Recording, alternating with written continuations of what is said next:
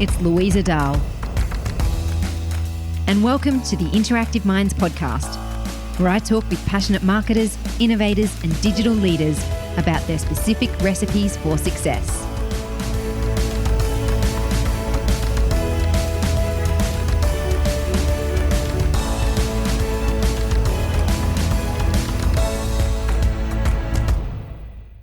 In today's show, I interview Adelaide Durandet talking about how she has started a micro agency in 2020. Here's 3 things you're going to learn. 1, how Adelaide gets clients using social media.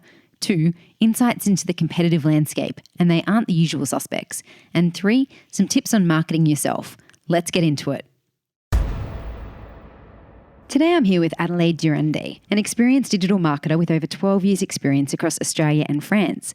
Earlier this year, Adelaide started Lumens Digital, and she provides digital marketing services for non-profits and small businesses. We look forward to hearing more. Welcome to the show, Adelaide. Hi.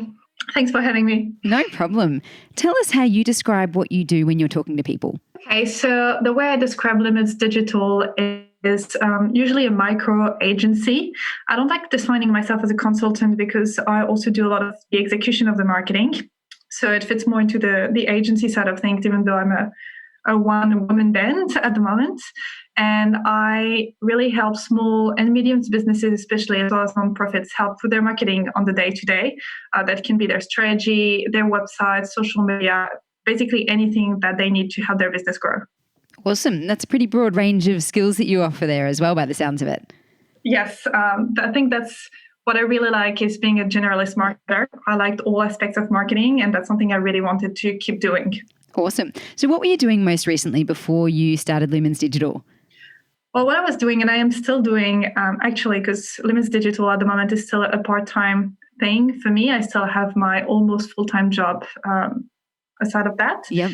And I am head of marketing at a company called Valiant, doing furniture hire for events, residential and corporate. Awesome. Although I suppose that industry must have taken a bit of a hit recently. Yeah, especially at the event side of the business is our biggest revenue maker, I'd say.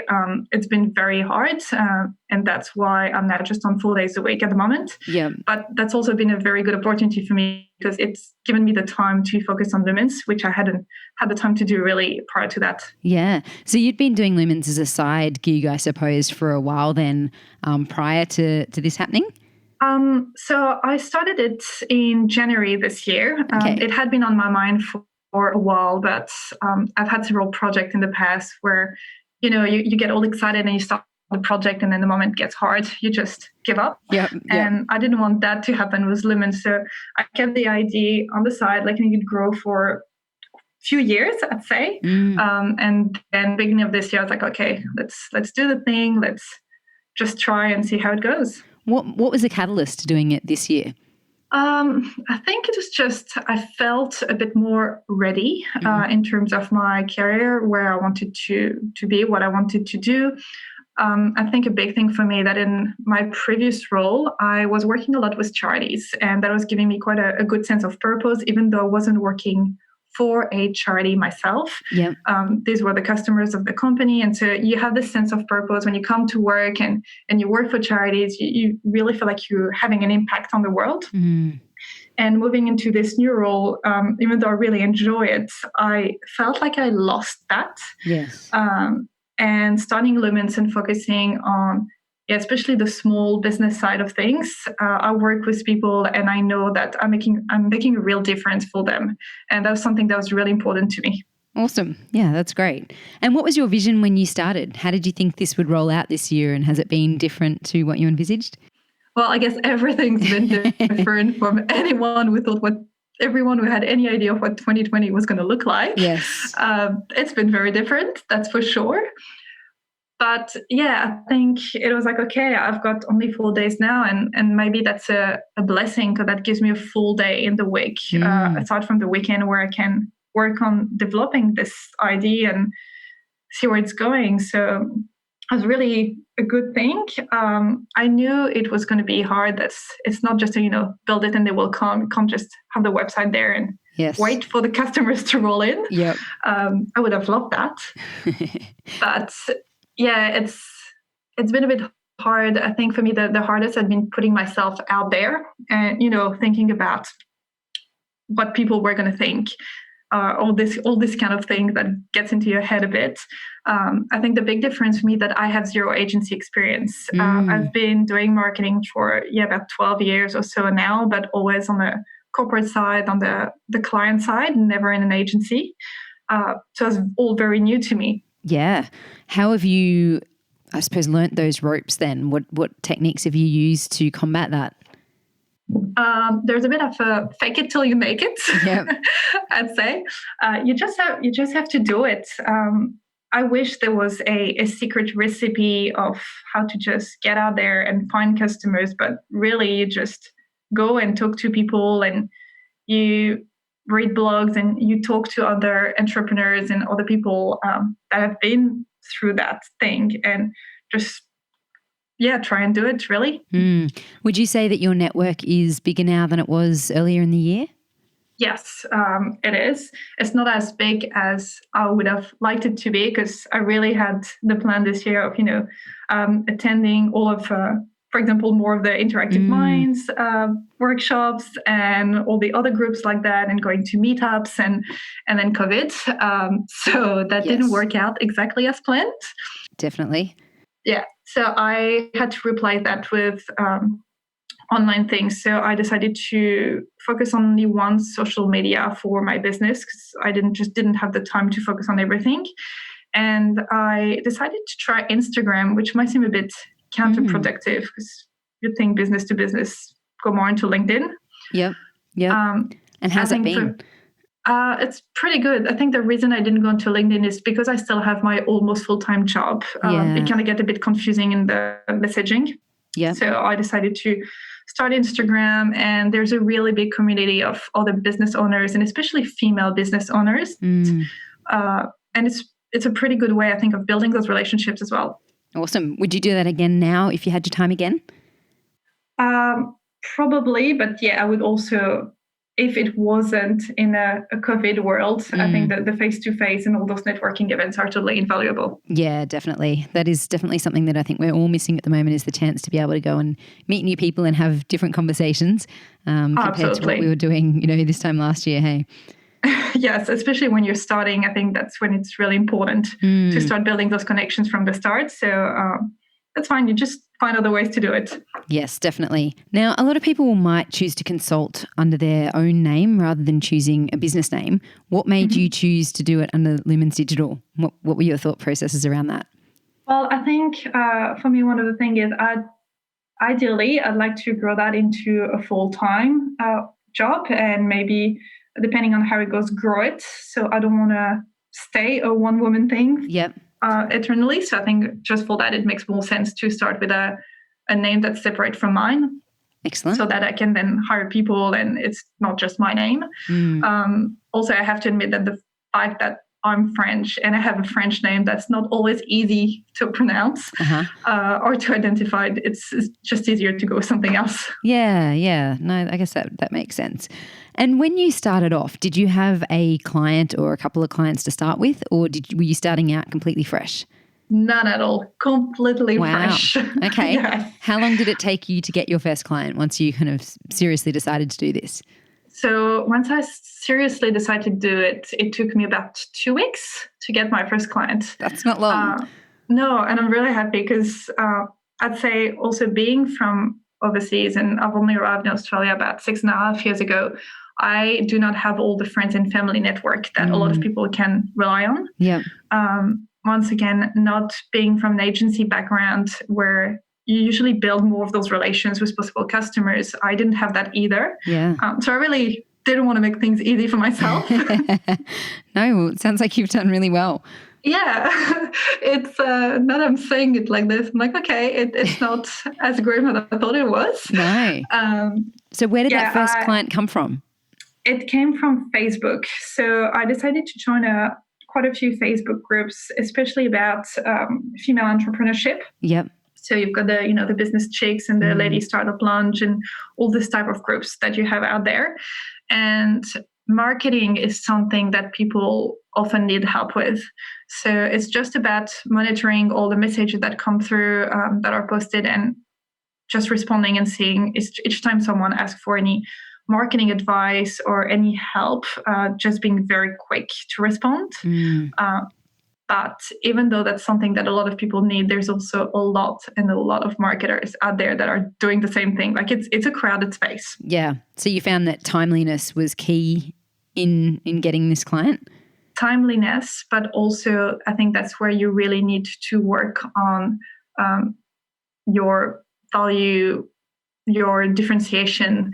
And I think understanding my purpose as well and not going after any client. But as I said, I decided to start Lumens because I wanted really to help small business grow. And I think it's important for me to find clients as well that I can connect with.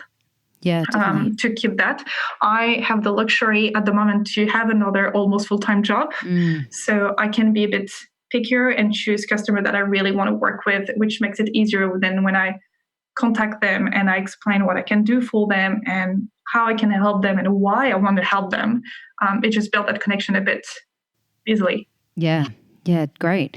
Oh, that's really interesting to hear. And since then, how has your client growth gone? It's been pretty steady. I think I got the first 3 or 4 customers in the first 3 weeks. And they've been keeping me quite busy at the moment. So so it's only been, that was about a month and a half ago. Yep. Because I only really started trying to look for customers at the beginning of June. And yeah, they've been keeping me busy, so I haven't had to really go after many more customers at the moment. Just I don't have that much of time. I'm a bit afraid to start again because I do think that I've been a bit lucky on these. Yep. So we'll see how that goes in the future. But the good thing is really when you're starting on your own, when you get that first customer and that second and third, it's just build that confidence as well. It's like, okay, I can do that. Yeah, definitely. And it's not as hard after that to just go out there and you start to build references and testimonials and all the things that really help sell yourself. And are you finding that your customers are doing kind of one-off projects or are they doing ongoing work? It's been a mix. I've had one one-off. I've got one that my very first customer, I'm actually still working with that person. Yep. It's been almost 2 months now and we work together for like constantly. It's every week there's some new work coming through. Awesome. And then I've had other, which is just 1 or 2 projects and then nothing for 3 weeks and then another small project here and there. So there's a bit of a mix there. Yeah, definitely. How did you decide how to price your offering, not having that agency experience? Well, that was a tough one. Yeah.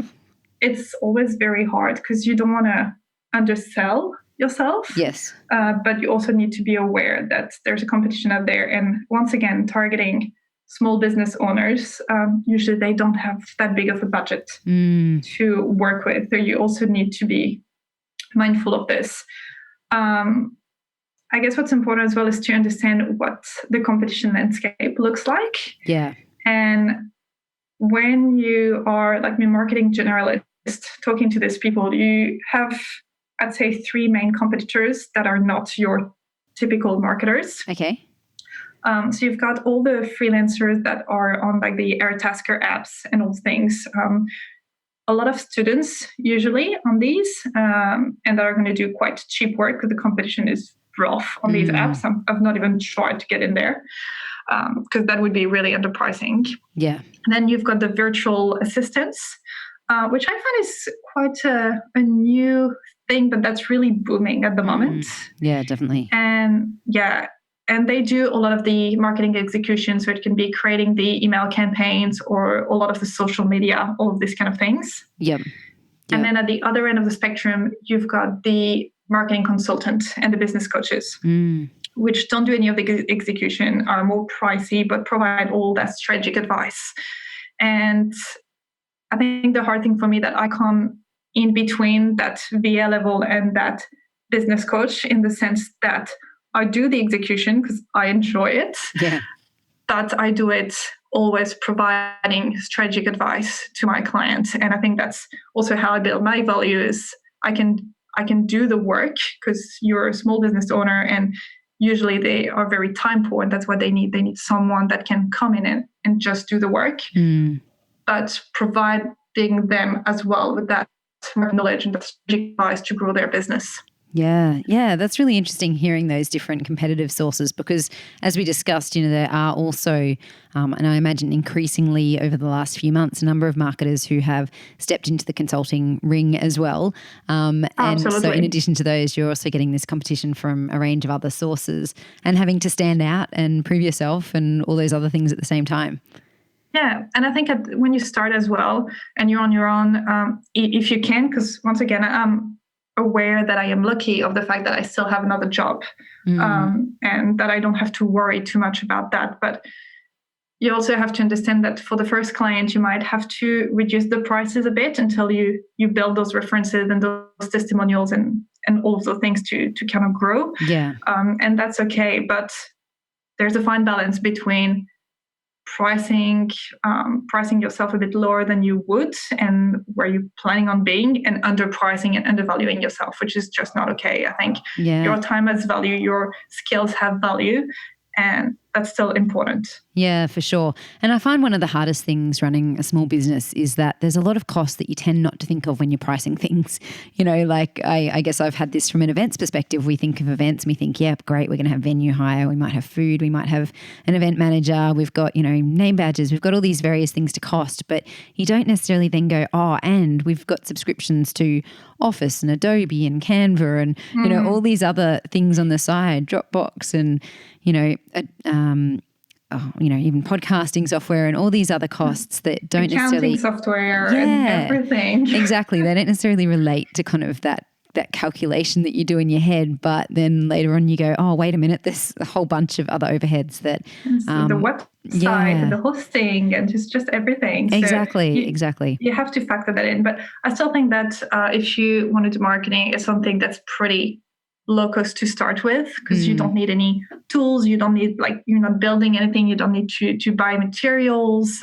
Exactly. So you can start with, I'd say the website hosting is something you'll have to go through because even if you go through a free WordPress website, you still need to pay for the domain and everything. That's right. Apart from that, I'd say to start with, that's kind of is enough. Yes. And then when you start tools. having your first client, then that's what I did. After I signed the first client, I was like, okay, so to be able to do the work for this, I'll probably need Canva and the pro version. So I took that on. And then after I had a few customers, I was like, okay, now I probably need some sort of accounting to keep track of everything and to actually send an invoice because that would be useful. An important step not to forget. I know, it's like the little details. Yeah. But yeah, I think my advice for that would be to not try and overdo it because it's a bit of a trap when you start and you get all excited and you want the business cards and you want a website and you want all the fancy tools. Just don't go in too much at the very beginning. Just get the minimum, see how it goes, and you can always grow from there. Definitely. Yeah, I completely agree with that one. I think that's something that you can always increase. And I suppose it's also something that, you continually need to review, particularly all those subscriptions that creep up on you over time. Oh, absolutely. Yeah. And it's better to invest your money into things that are going to get something back, like getting a membership to a marketing group or a business group, all those things where you will be able to network and get customers. That's a valuable investment. Yes. Yeah.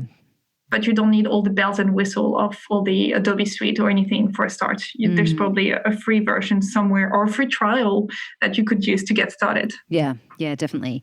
Now, you mentioned a few times that you're doing this in one day a week. How are you finding that from an hour's perspective? Do you find that you're still doing little bits every day, or how understanding are your clients of your availability, and how do you manage that?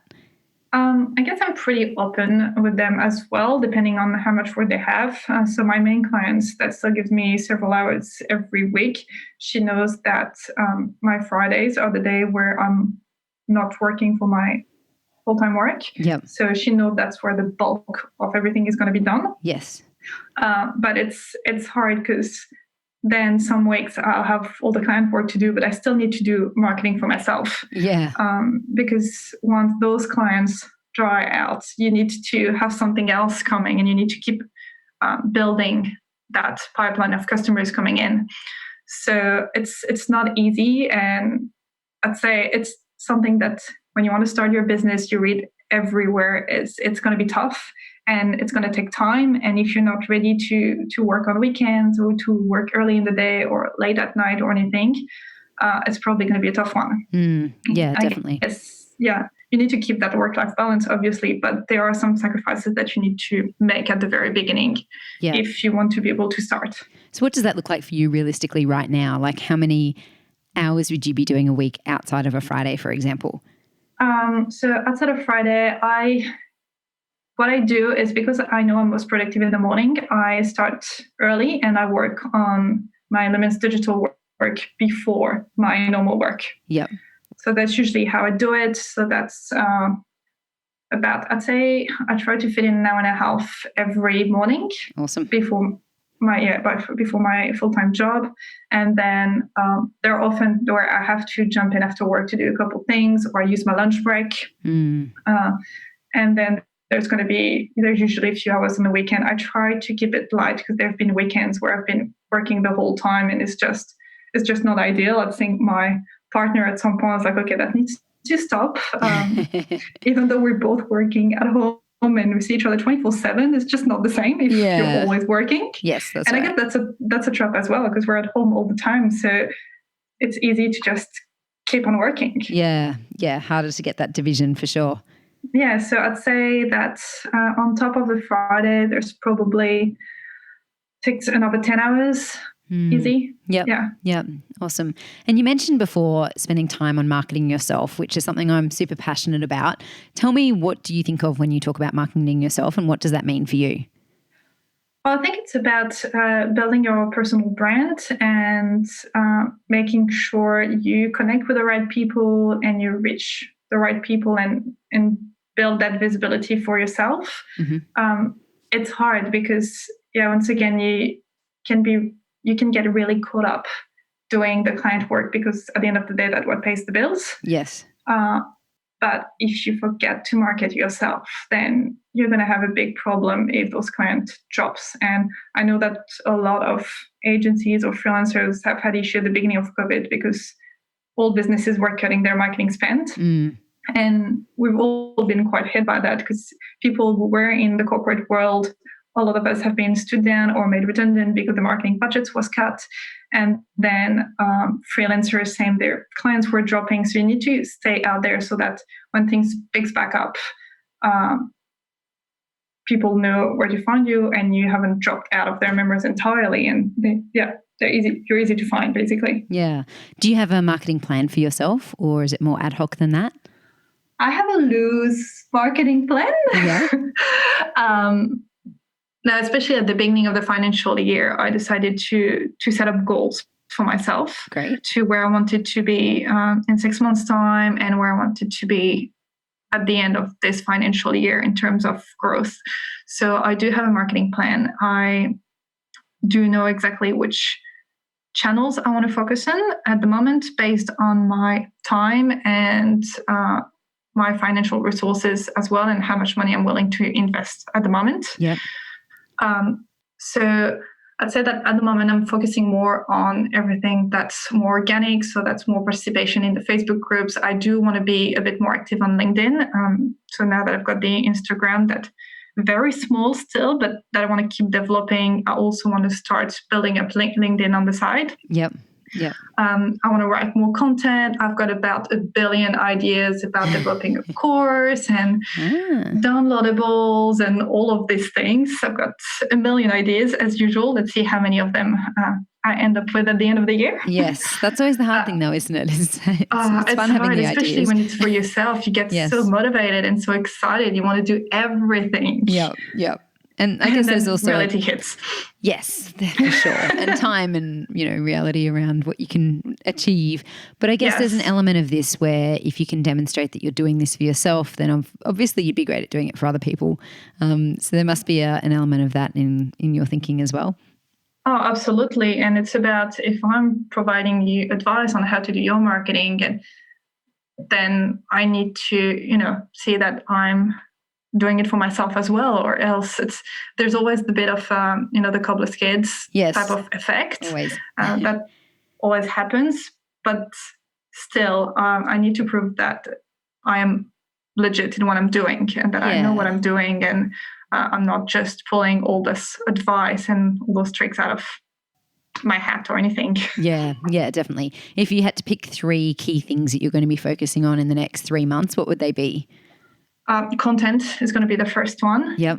Definitely building out content. I first thought that I would try and launch a blog before I launched the website. And then I reversed it. I was like, okay, the blog can wait. I don't have time right now to do all the writing. So I'm just going to build a website quickly and focus on another way to get customers in.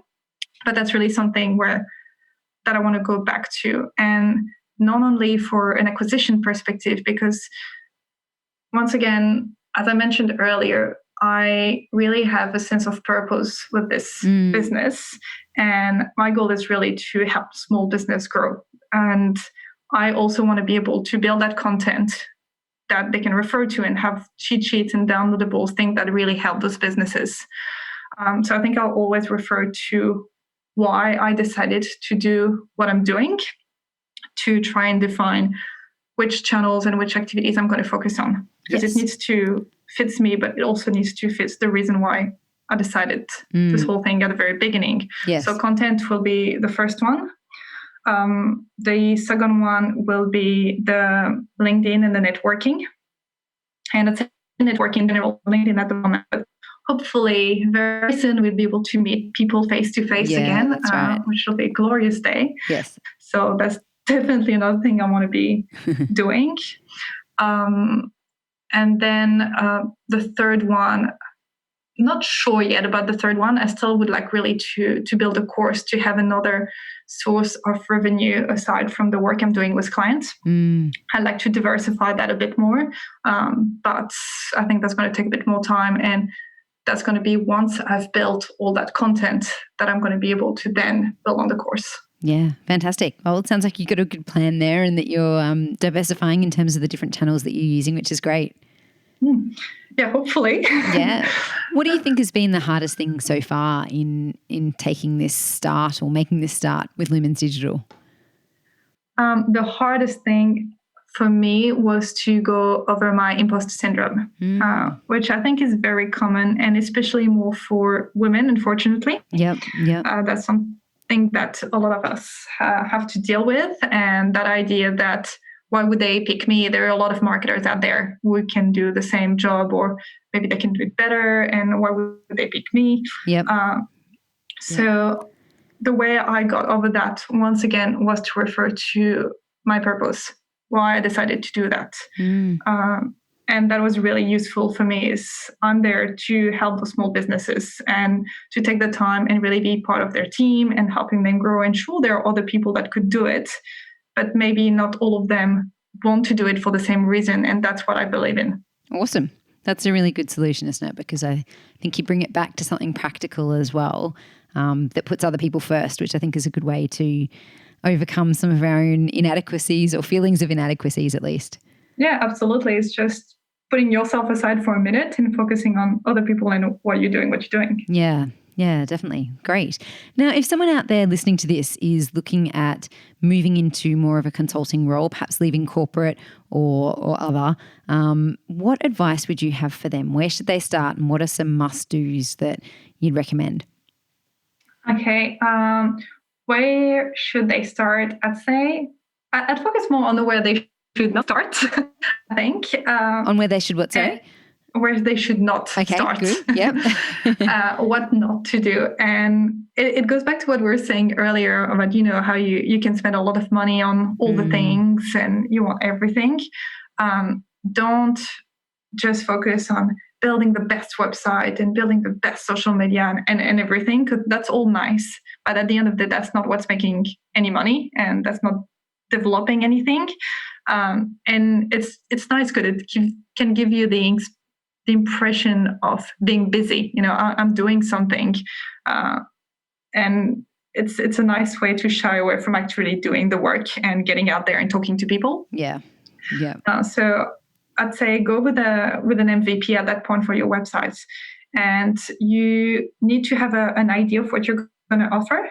You need to be realistic about what you can do, what you're best at, what's going to be the best thing to talk to people and put your skills out there at the beginning. But once again, don't be too rigid with that either.